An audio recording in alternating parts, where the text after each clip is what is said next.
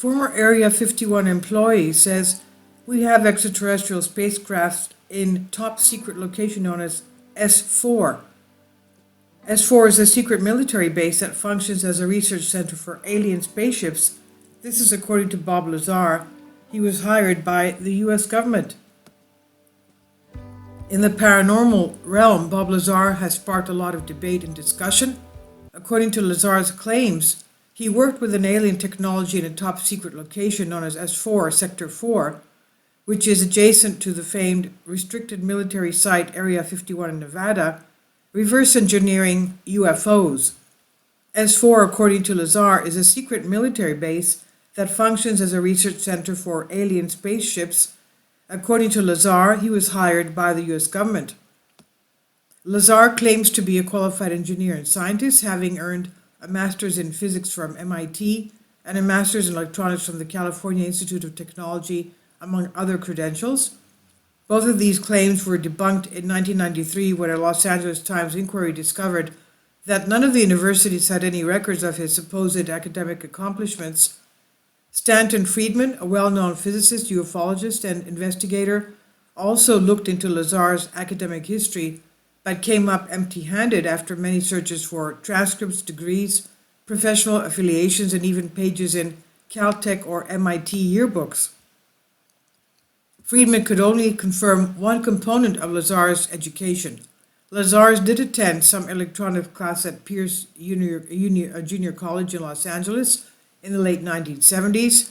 Several of Lazar's supporters argued that the government wiped or destroyed his academic record in an attempt to undermine his credibility after he came forth with information concerning top secret projects he purportedly worked on while at S4. Now let's remember, he also told us about one of the minerals that was used, and that was found decades later, a mineral on the periodic table of elements. So obviously he knew what he was talking about.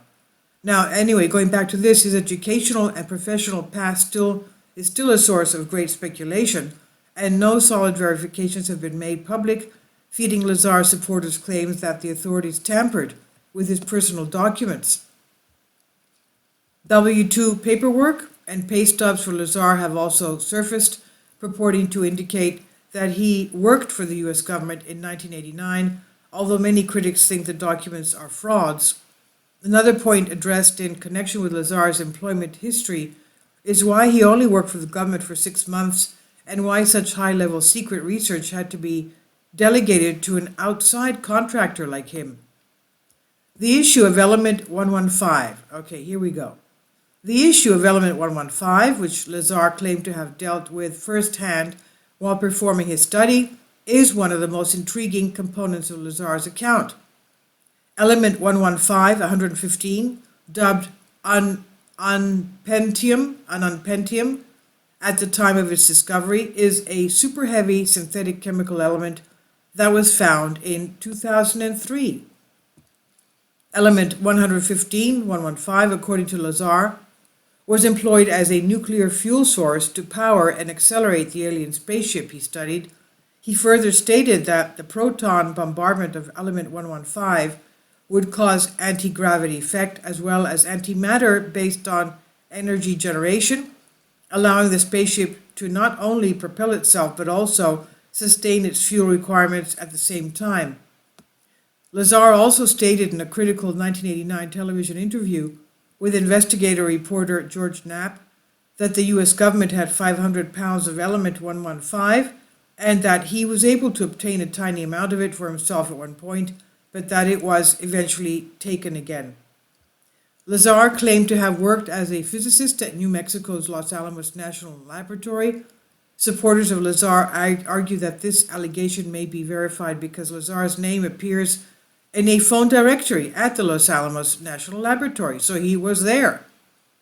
The difficulty with this claim is that the phone book also claims to have contact information for DOE workers, as well as an outside contractor named Kirk Mayer. Lazar's name is mentioned in the phone directory, but it is preceded by K-M designation, suggesting that he worked for Kirk Mayer rather than the Los Alamos National Lab. Lazar claims to have been briefed about the centuries-long involvement of alien beings with our planet during his claimed time at S4.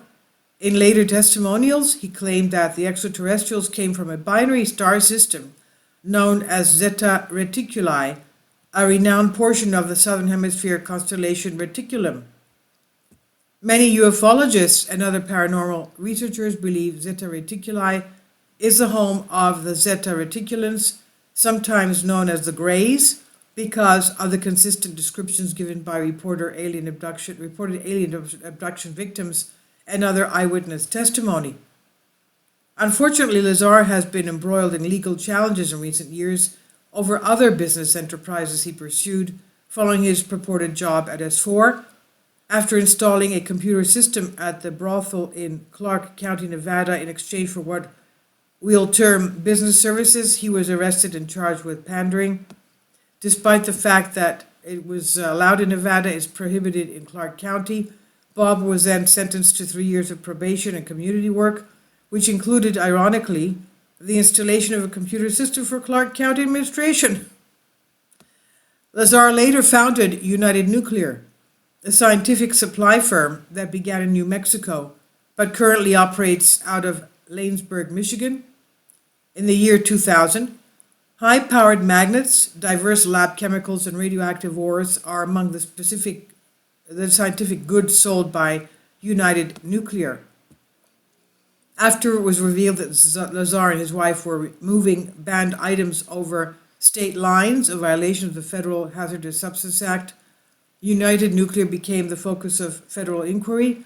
Because he obtained false information from the internet, Lazar claimed he was ignorant that the items were prohibited. Lazar has kept a quiet profile in recent years, despite becoming something of a cult figure for his contributions to the UFO paranormal field.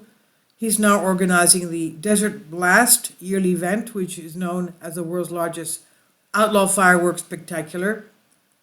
Surprisingly, the event has taken on the same secrecy as Lazar himself, as the festival's date and venue vary every year and are only revealed to those who are invited. Despite the fact that many individuals have contested and or discredited Lazar's claims concerning S4 and element 115, there's still a stigma attached to them. We may never know the whole truth behind these issues, but they certainly add to the mystery surrounding the U.S. government's ongoing concealment of alien life. And this is on by Myth and Mystery on Collective Spark. Please leave your comments. Thank you for your support. Kindly support my Patreon account. The daily posts are 5 videos daily, and they are totally different from what I have on my YouTube channel. Thank you so much for your support and that you find all my content so interesting. You'll find the Patreon account details in the description box below.